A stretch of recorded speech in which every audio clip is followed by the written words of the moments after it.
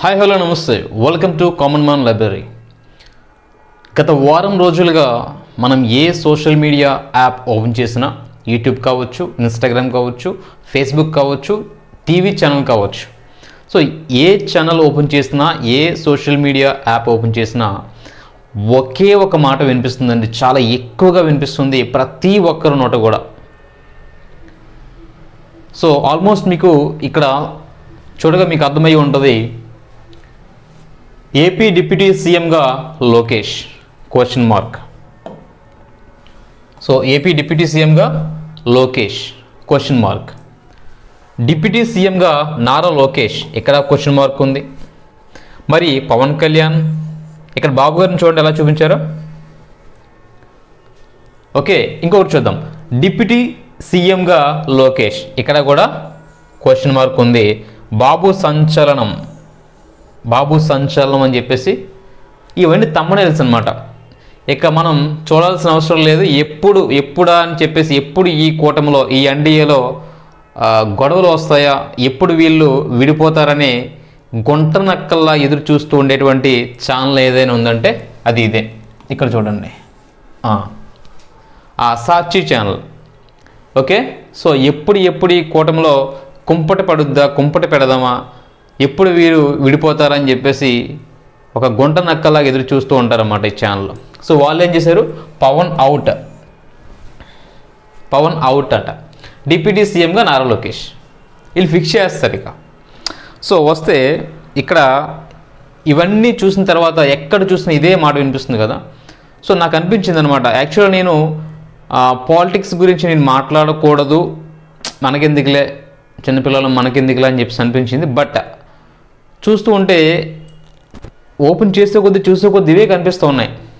ఏంటి ఇలా ఏంటని చెప్పేసి చూస్తే ఎవరికి నచ్చిన ఆలోచనలు వాళ్ళు, ఎవరికి నచ్చిన ఐడియాస్ వాళ్ళు చెప్పుకుంటున్నారు, ఎవరి అభిప్రాయాలు వాళ్ళు చెప్పుకుంటున్నారు. తప్పు కాదు, ఏమీ కూడా తప్పు కాదు.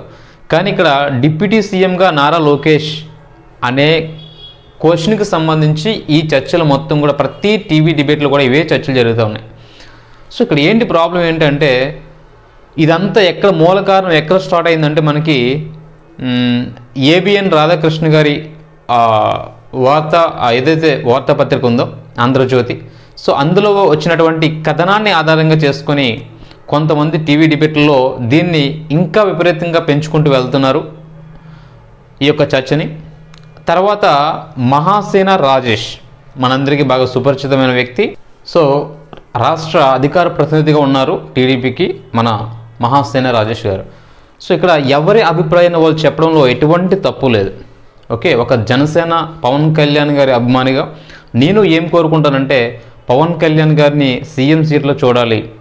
ఒక డిప్యూటీ సీఎంగా చేస్తేనే, ఒక డిప్యూటీ సీఎంగా ఉన్నప్పుడే ఒక రాష్ట్రాన్ని కాకుండా ఒక దేశాన్ని కూడా ఇంత తన వైపు చూసేటట్టుగా తన పనితనంతో, డిప్యూటీ సీఎం అనే హోదాను పక్కన పెడితే తన పనితనము, తన చతురత, అంటే తన యొక్క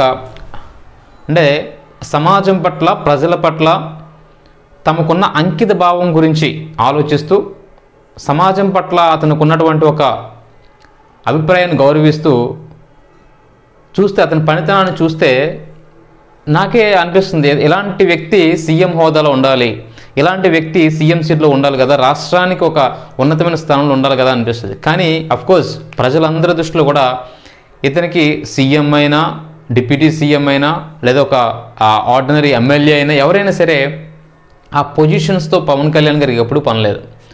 సో ఇంతమంది ఇక్కడ నేను ఎందుకు వచ్చానంటే, సో ఇంతమంది ఇన్ని రకాలుగా అనాలిసిస్ చేస్తున్నారు కదా, వాళ్ళ అభిప్రాయాలను చెప్తున్నారు కదా, మరి నా అభిప్రాయాన్ని నేనెందుకు చెప్పకూడదు, సో నా అభిప్రాయాన్ని చెప్పే రైట్స్ నాకు ఉన్నాయి కదా అని చెప్పేసి నా అభిప్రాయాన్ని కూడా నేను ఒకసారి మీతో షేర్ చేద్దామని చెప్పేసి అనిపించింది. సో నేను చెప్పిన నా అభిప్రాయంలో ఏదైనా మిస్టేక్ ఉంటే ఒకసారి మీరు కామెంట్ రూపంలో తెలియజేయండి. సో నేను దాన్ని రెక్టిఫై చేసుకుంటాను. ఒకవేళ ఫర్ ఎగ్జాంపుల్ నాకు ఏదైనా ఇన్ కేస్ నాకు ఏదైనా అది తెలియకపోయి ఉంటే, నేను చెప్పింది ఏదైనా పొరపాటు, తప్పు అనాలిసిస్ అయితే, సో నేనేమనుకుంటానంటే, పవన్ కళ్యాణ్ గారు ఇప్పుడు కూడా పదవి కోసమో లేదా అధికారం కోసమో వ్యామోహంతో పని చెయ్యరు.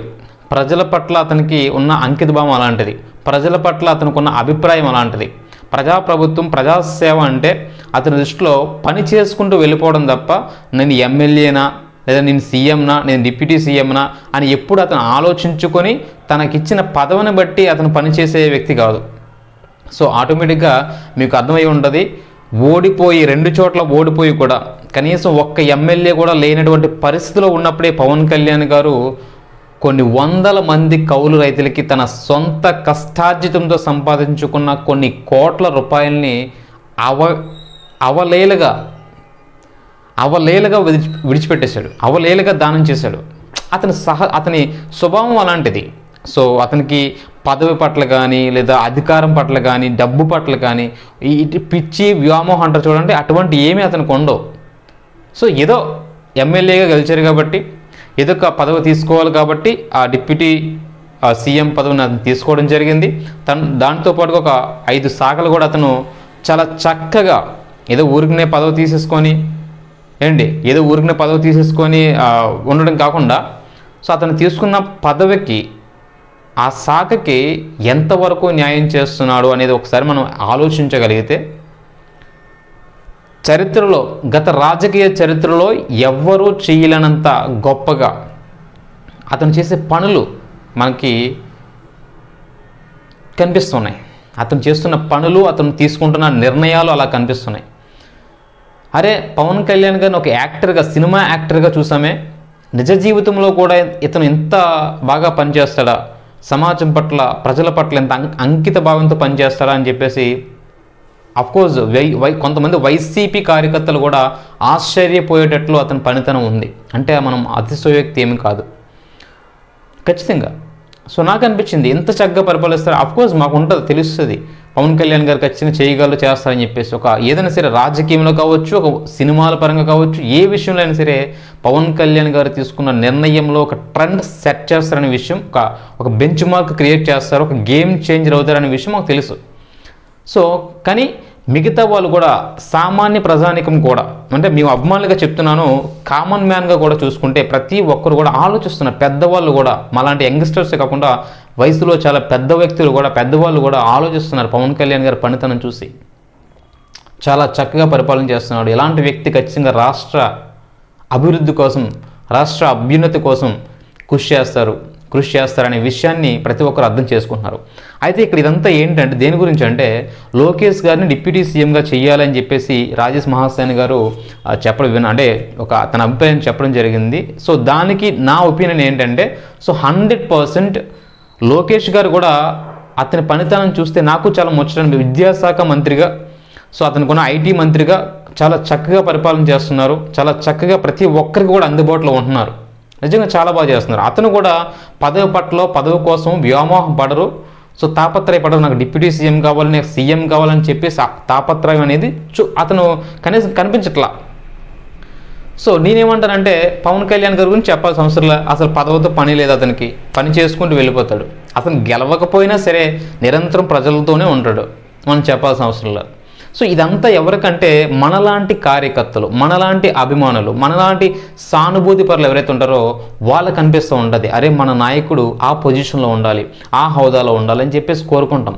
సో అలాగే మహాసేన రాజేష్ గారు కావచ్చు, కొంతమంది టీడీపీ సానుభూతి పరులు కావచ్చు, అలాగే కొంతమంది జనసేన సానుభూతి పరులు నాలాంటి వాళ్ళు కావచ్చు, పవన్ కళ్యాణ్ గారిని ఒక సీఎం హోదాలో చూడాలనుకుంటాం. సో నేను చూసిన అనాలిసిస్లో చాలామంది ఏమంటున్నారంటే, అలా కోరుకోవడం తప్పు ఉందా? అఫ్కోర్స్ తప్పేముంది, వాళ్ళ అభిప్రాయం వాళ్ళు చెప్పారు, వాళ్ళ నాయకుడు వాళ్ళు ఇలా పొజిషన్లో ఉండాలని కోరుకుంటారు, తప్పే ఉంది.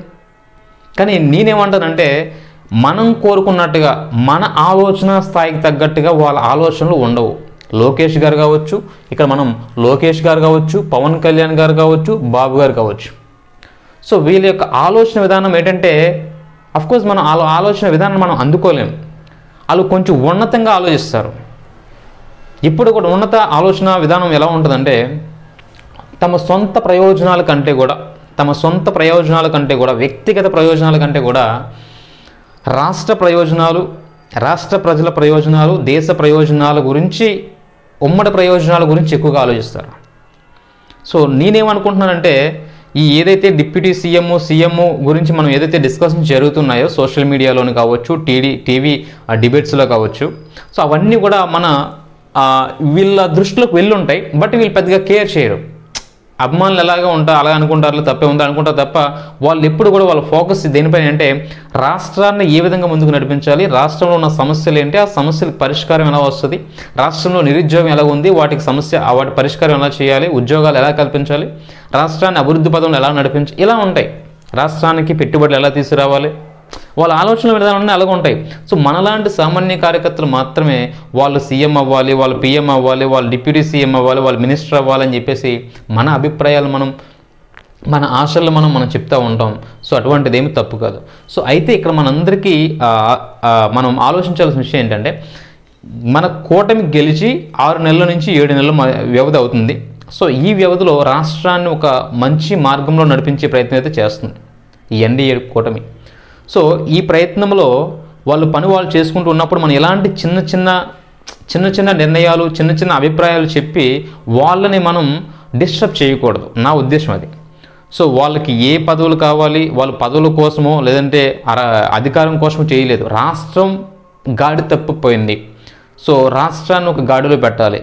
రాష్ట్రంలో నిరుద్యోగం పెరిగిపోతుంది, రాష్ట్రం అప్పుల పాలైపోతుంది, రాష్ట్రం అభివృద్ధి చెందట్లేదు. సో ఇలాంటి సమస్యలను మనం అధిగమించాలంటే మనం అందరమే ఉమ్మడిగా కృషి చేయాలి, ఉమ్మడిగా కష్టపడాలి. సో ఇక్కడ లోకేష్ గారు కావచ్చు, బాబు గారు కావచ్చు, మన పవన్ కళ్యాణ్ గారు కావచ్చు, ప్రతి ఒక్కరూ వారి సామర్థ్యాలు ఎంతవరకు ఉన్నాయో పూర్తి సామర్థ్యాలని వినియోగించుకుంటూ పూర్తి సామర్థ్యాలని వాళ్ళ శక్తి సామర్థ్యాలు పెట్టి పనిచేస్తున్నారు రాష్ట్ర అభివృద్ధి కోసం, రాష్ట్ర ప్రజల అభివృద్ధి కోసం మాత్రమే, వాళ్ళ వ్యక్తిగత అభివృద్ధి కోసం కాదు. సో మనం వాళ్ళని డిస్టర్బ్ చేస్తున్నామేమో అనిపిస్తుంది. వాళ్ళ ఆలోచనలు ఎలా ఉండవు, పదవుల మీద ఉండవు. మనం అనవసరమైన విషయాల్ని, సో మన ఎన్డీఏ కూటమి ఏదైతే ఉందో ఈ కూటమిని మనమే విడదీస్తున్నామేమో, మనమే చిచ్చు పెట్టుకుంటున్నామేమో అనిపిస్తుంది ఇలాంటి నిర్ణయాలు చెప్పడం వల్ల. సో ఒక రాష్ట్ర అధికార ప్రతినిధిగా ఉన్న వ్యక్తులు ఇప్పుడు నాలాంటి ఏదో కామన్ మ్యాన్గా ఉన్నప్పుడు ఆనేస్తే పర్వాలేదు, కానీ ఒక రాష్ట్ర అధికార ప్రతినిధిగా ఉన్న కొంతమంది పెద్ద వ్యక్తులు కూడా ఇలాంటి మాటలు మాట్లాడడం అనేది సమంజసం కాదేమో అనిపిస్తుంది ఒక్కొక్కసారి. ఎందుకంటే మీరు కరెక్ట్, మీ ఉద్దేశం, మీ ఒపీనియన్, మీ ఉద్దేశం వేరే విధంగా కావచ్చు. మీ నాయకుడు ఒక పొజిషన్లో ఉండాలని కోరుకోవడం తప్పు కాదు, కానీ కొంతమంది గుంట నక్కలు వెయిట్ చేస్తుంటారని చెప్పాను నేను. సో ఇలాంటి వాళ్ళ కోసం అనమాట. సో ఇలాంటి వాళ్ళు ఏం చేస్తారంటే ఇలాంటి అవకాశాన్ని వాళ్ళకి అనుగుణంగా మార్చుకుంటారు. సో మార్చుకొని మన ఎన్డీఏ కూటమి మిత్రం ఏదైతే ఉందో, ఈ ఫ్రెండ్షిప్ ఏదైతే ఉందో దీన్ని స్పాయిల్ చేసేటువంటి ప్రయత్నాలు ఎన్నో. ఇలాంటి ఒక అవకాశం కనిపిస్తే ఎక్కడ మనం అవకాశం దొరుకుతుందని చెప్పేసి వెయిట్ చేస్తున్నారు. సో ఇలాంటి అవకాశాలు మనం వాళ్ళ చేతిలోకి ఇస్తే మనం కొట్టుకు అవ్వాలి. సో పర్వాలా. సో ఇక్కడ ఏంటంటే రాష్ట్రం అనేది వెనకబడిపోద్ది. మళ్ళీ పొరపాటున కనుక ఎన్డీఏ కాకుండా మళ్ళీ వైఎస్ఆర్సీపీ కనుక అధికారంలోకి వచ్చే అవకాశాన్ని మనం ఇచ్చామంటే మన చేతులారా మనమే మన రాష్ట్ర అభివృద్ధిని, మన రాష్ట్రాన్ని మనమే పాడు చేసిన వాళ్ళు అవుతాం. సో నేనేమంటానంటే దయచేసి మీరు చెప్పే నిర్ణయాలు ఏదైనా ఉంటే, మీ అభిష్టాలు కానీ, మీ ఆశలు కానీ, మీ కోరికలు కానీ, మీ ఉద్దేశాలు కానీ ఏమైనా ఉంటే మీరు ఆ రాష్ట్ర లేదంటే ఆ పార్టీ అధ్యక్షుల దగ్గర, ఆ పార్టీ నాయకుల దగ్గర చర్చించుకోండి. ఇలా ఓపెన్ డిబేట్లోనే లేదంటే ఓపెన్గా ఇష్టం వచ్చినట్టుగా చిన్నపిల్లలు చేసినట్టుగా చేయకండి. మీరు ఒక ఉన్నతమైన హోదాలో ఉన్నప్పుడు ఆ హోదాకు తగ్గట్టుగానే మనం ప్రవర్తించాలి. నాలాగేదో ఒక సామాన్య కార్యకర్తగానో అభిమానిగానో చెప్పకూడదు మీ మాటలు. సో మీరు ఒక రాష్ట్ర అధికార ప్రతినిధిగా ఉన్నారు. సో మీరనే కాదు, సో ప్రతి ఒక్కరు జనసేన నుంచి కావచ్చు. సో నేను గమనించింది ఏంటంటే జనసేన కార్యకర్తలు సానుభూతి పరులు ఏం కోరుకుంటారు, సో మన పవన్ కళ్యాణ్ గారిని సీఎంగా చూడాలి. కరెక్టే, తప్పే ఉంది. అతను ఎంత చక్కగా పరిపాలన చేస్తున్నారు, కోరుకోవడం తప్పులేదు. అలాగే డిప్యూటీ సీఎం అవ్వాలి లోకేష్ గారు అని చెప్పేసి కోరుకోవడం తప్పులేదు. కానీ ఇలాంటి నిర్ణయాలు అనేవి మనం ఓపెన్గా చెప్పుకోవడం కాకుండా మన అభిప్రాయాల్ని ఒక క్లోజ్డ్ ఎన్విరాన్మెంట్లో మనం ఎవరి దగ్గర అయితే మన పార్టీ అధ్యక్షులు ఉంటారో వాళ్ళ దగ్గర పార్టీ కార్యక్రమాలు కొన్ని ఇంటర్నల్గా జరుగుతాయి కదా. సో అలాంటప్పుడు మన అభిప్రాయాలని వ్యక్తపరిచి దానికి సమిష్టిగా అందరూ నిర్ణయం తీసుకొని చేసుకోవచ్చు. తప్పే ఉంది. లోకేష్ గారు ఖచ్చితంగా డిప్యూటీ సీఎం అర్హత ఉంది, ఎందుకు లేదని ఎవరు లేదని చెప్పరే. అంతకు మించి అతను వర్క్ చేస్తున్నారు. సో ఖచ్చితంగా లోకేష్ గారు చేస్తున్న పని చాలా చాలా చక్కగా ఉంది. ప్రతి ఒక్కరికి కూడా యువతకి అందుబాటులో ఉంటున్నారు. సో నిరుద్యోగులకి అందుబాటులో ఉంటున్నారు. ఏ చిన్న సమస్య తన దృష్టి తీసుకెళ్ళిన వెంటనే దాన్ని ఎలా రిజాల్వ్ చేయాలనే ఆలోచన అతను చేస్తున్నారు. సో గతంతో పోల్చుకుంటే ఇప్పుడున్నటువంటి ప్రజాప్రతినిధులు ఎవరైతే ఉన్నారో ప్రతి ఒక్కరు కూడా సీఎం గారు కావచ్చు, డిప్యూటీ సీఎం గారు కావచ్చు, నారా లోకేష్ గారు కావచ్చు, మినిస్టర్స్ కావచ్చు, నాదెండ్ల మనోహర్ గారు కావచ్చు, ప్రతి ఒక్కరు వాళ్ళు వీళ్ళని కాదు, మన ఎన్డీఏ కూటమిలో ఉన్న ప్రతి ఒక్క ప్రజాప్రతినిధులు కూడా ఏం చేస్తున్నారంటే చాలా బాధ్యతగా పనిచేస్తున్నారు. సో వాళ్ళని అలా పని చేసుకునివ్వండి దయచేసి. మీరు ఇష్టం వచ్చినట్లుగా వాళ్ళని డిస్టర్బ్ చేసి అనవసరమైన పుల్లలు పెట్టి అనవసరమైన పుల్లలు పెట్టి గెలక్కండి. పనిచేసే వాళ్ళని పాడు చేయకండి. వాళ్ళ ఆలోచనలు పదవుల మీద ఉండవు, రాష్ట్ర అభివృద్ధి కోసం మాత్రం ఆలోచిస్తారు. అంత పెద్ద ఆలోచనలు మనం రీచ్ అవ్వలేం. సో కాబట్టి మీ వ్యక్తిగత అభిప్రాయాలు ఏమైనా ఉంటే ఇంటర్నల్గా మీరు డిస్కస్ చేసుకోండి. సో అనవసరమైన విషయాల్ని ఏదో ఇంట్లో గుట్టిన వీధిలో పెట్టుకున్నట్టుగా అలా ప్రవర్తించొద్దు అనేది నా ఉద్దేశం, నా అభిప్రాయం. నా ఉద్దేశంలో ఏమైనా మిస్టేక్స్ ఉంటే మీరు కరెక్షన్ చేయండి, క్షమించండి. కానీ మీరు అనుకున్నట్టుగా, మేము అనుకున్నట్టుగా వీళ్ళ ముగ్గురు కూడా పదవుల కోసం, అధికారం కోసం వ్యామోహంతో ఉండరు. ఎప్పుడు కూడా వాటి గురించి ఆలోచించరు. వాళ్ళు ఎప్పుడు ప్రజా సమస్యలు, రాష్ట్ర అభివృద్ధి కోసం, రాష్ట్రంలో ఎటువంటి సమస్యలు ఉన్నాయి, వాటిని ఎలా రిజాల్వ్ చేయాలి, రాష్ట్ర అభివృద్ధికి మనం ఏ పనులు చేయాలి, ఏ చర్యలు తీసుకోవాలి, సో ఇలాంటి ఆలోచనలు మాత్రమే చేస్తారు. వాళ్ళ పని వాళ్ళు చేసుకుంటూ వెళ్ళిపోతారు. ఆటోమేటిక్గా వాళ్ళకి తగ్గ స్థానం వాళ్ళు పొందుతారు. సో దయచేసి మీరు ఎక్కువగా ఆలోచించి మీ మనసులు పాడు చేసుకోకండి. జనసేన కార్యకర్తలు కావచ్చు, టీడీపీ కార్యకర్తలు కావచ్చు, ఎవరైనా కావచ్చు. సో దయచేసి వాళ్ళని ప్రశాంతంగా వాళ్ళ పనులు వాళ్ళని చేయనివ్వండి. వాళ్ళని ఎటువంటి ఇబ్బంది, ఇలాంటి చిన్న చిన్న డిస్ప్యూట్స్ క్రియేట్ చేసి మనకి చిన్న చిన్న పొలలు పెట్టుకొని మనలో మనం ఇలా కొట్లాడుకొని మిమ్మల్ని మీరు, మిమ్మల్ని మేము, మమ్మల్ని మీరు ఇలా అనుకొని డివైడ్ అయిపోవడం కరెక్ట్ కాదు. ఈ సిచ్యువేషన్లో రాష్ట్రానికి అది సరైన నిర్ణయం కాదు. సో కాబట్టి దయచేసి మీరు, మేము అంటే టీడీపీ కార్యకర్తలు కావచ్చు, జనసేన కార్యకర్తలు అందరూ కూడా మిత్రులం కాబట్టి కలిసిమెలిసి ఉండాలి. కలిసిమెలిసి రాష్ట్రాన్ని అభివృద్ధి దిశగా తీసుకువెళ్ళడానికి మీరెంత కృషి చేయాలో అంత కృషి చేయండి. మన వాళ్ళు ఎంత కృషి చేయాలో అంతకు వాళ్ళు కృషి చేస్తారు. అందరూ సమిష్టిగా కృషి చేసి రాష్ట్ర అభివృద్ధికి, రాష్ట్రాన్ని ముందుకు నడిపించే విధంగా కృషి చేస్తారని చెప్పేసి కోరుకుంటున్నాను. సో అంతకుమించి లోకేష్ గారికి ఖచ్చితంగా అర్హత ఉంది, తప్పు కాదు. సో మన పవన్ కళ్యాణ్ గారికి కూడా సీఎం అయ్యే అవకాశం, అర్హత కూడా పుష్కలంగా ఉంది. సో ఎటువంటి మిస్టేక్ కాదు, టైం రావాలి. ఎవరు టైం వాళ్ళకి వచ్చినప్పుడు వస్తుంది, కంగారు ఏముంది, మనం కంగారు పడిపోతే అయిపోదు కదా. సో ఎవరికి ఏ స్థానం ఇవ్వాలనేది మన బాబు గారికి తెలుసు సో కాబట్టి మీరు గుర్తింపు లేదని, లోకేష్ గారికి గుర్తింపు లేదు, నేను ఫీల్ అయిపోయాను, నా హగ్గు హట్ అయ్యింది, నేను చూడలేకపోయాను, ఇలాంటివి వద్దు, ఓకేనా. సో మేము చూడలేము, అలాగని వ్యక్తిగత దోషాలు, వ్యక్తిగత విమర్శలు చేసుకుంటే కలిసి ఉండడం ఇబ్బందిగా ఉంటుంది. సో అది రాష్ట్రానికి మంచిది కాదు. మీకు మాకు పక్కన పెడితే రాష్ట్రానికి మంచిది కాదు. సో దయచేసి మనందరూ ఉమ్మడిగా కలిసిమెలిసి ఒక ఫ్యామిలీగా కలిసి వెళ్తున్నాం కాబట్టి ఈ ప్రయాణాన్ని ఎలా కొనసాగనివ్వండి. వాళ్ళ ఆలోచన విధానం పదవుల మీద ఉండదు. ఈ విషయాన్ని గుర్తుపెట్టుకోండి. మనలాగా చిన్నగా ఆలోచించరు, నేరో మైండ్తో వాళ్ళు ఆలోచించరు. వాళ్ళ ఆలోచన విధానం చాలా ఉన్నతంగా ఉంటుంది. దేశ ఉన్నతికి, రాష్ట్ర ఉన్నతికి, ప్రజా ఉన్నతికి వాళ్ళు ఆలోచిస్తారు తప్ప వాళ్ళ వ్యక్తిగతంగా వాళ్ళు ఆలోచించడం అనేది నా అభిప్రాయం. సో పవన్ కళ్యాణ్ గారు కానీ, లోకేష్ గారు కానీ, చంద్రబాబు గారు కానీ పదవుల గురించి ప్రాకులాడే మనుషులు కాదు. సో కాబట్టి వాళ్ళు మనం డిస్టర్బ్ చేయొద్దు ఇటువంటి చిన్న చిన్న డిస్ప్యూట్స్ పెట్టుకొని. సో దయచేసి ఈ విషయాన్ని ఇక్కడ ఆపేయండి. ఎవరికి ఏ స్థానం ఇవ్వాలనేది విషయాన్ని వాళ్ళు సమిష్టిగా కూర్చొని వాళ్ళు డిసిషన్ తీసుకుంటారు. సో అందరూ ఏకీభావంగా అందరూ అనుకొని, పవన్ కళ్యాణ్ గారు, బాబు గారు, లోకేష్ గారు అందరూ అనుకొని ఖచ్చితంగా లోకేష్ గారికి డిప్యూటీ సీఎం ఇద్దాం అనుకుంటే ఇచ్చుకుంటారు, తప్ప ఉంది, ఇచ్చిన తప్పలేదు. ఖచ్చితంగా అతను చేయగలరు, సమర్థుడు. సో అలాగే బాబు గారే అనుకోవచ్చు, ఖచ్చితంగా ఏదో ఒక రోజు ఖచ్చితంగా బాబు గారి నోటితోనే పవన్ కళ్యాణ్ గారిని సీఎం చేసే అవకాశాలు ఉన్నాయి. సో మనం కంగారు పడాల్సిన అవసరం లేదు. వాళ్ళ పని వాళ్ళు చేసుకునివ్వండి. ఎప్పుడు ఏం జరగాలో జరుగుతుంది. మనం ఊరికనే ముందే గుడ్డలు చేసుకోవడం ఎందుకు? ప్రజెంట్ మన చేతిలో ఏముంది, ప్రస్తుతం మనం రాష్ట్రానికి ఏం చేయాలి, ప్రస్తుతం మన వల్ల రాష్ట్రానికి ఎటువంటి కార్యక్రమాలు చేయాలి, సో ఇలాంటి నిర్ణయాలు, ఏ నిర్ణయాలు చేయాలి, రాష్ట్ర అభివృద్ధి కోసం ఏ నిర్ణయాలు చేయాలి, ఇది ఆలోచిద్దాం. ఫ్యూచర్లో 2029లో సీఎం ఎవరు, 2030లో ఇదెవరు, డిప్యూటీ సీఎం ఇవ్వద్దు. ఇంకా జస్ట్ మనం గెలిచి 6 నెలలు 7 నెలలు అయింది, ఇంకా మనకు 4.5 సంవత్సరాలు ఉంది.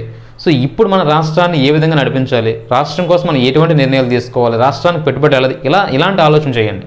ఏమైనా ఎలాంటి సలహాలు ఏమైనా ఉంటే ఓపెన్గా చెప్పండి, తప్పలేదు. సో అటువంటి చిన్న చిన్న ఆలోచన చేయొద్దు దయచేసి.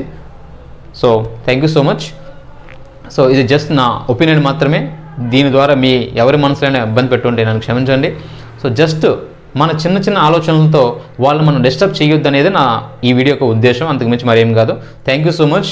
మీరందరూ కూడా దయచేసి నా అనాలిసిస్ ఏమైనా మిస్టేక్స్ ఉంటే క్షమించండి, చిన్న చిన్న మిస్టేక్స్ ఉంటే ఒకవేళ. సో ప్లీజ్ దయచేసి నా ఛానల్ని సబ్స్క్రైబ్ చేయండి, వీలైతే షేర్ చేయండి, లైక్ చేయండి, నన్ను సపోర్ట్ చేయండి. Thank you so much.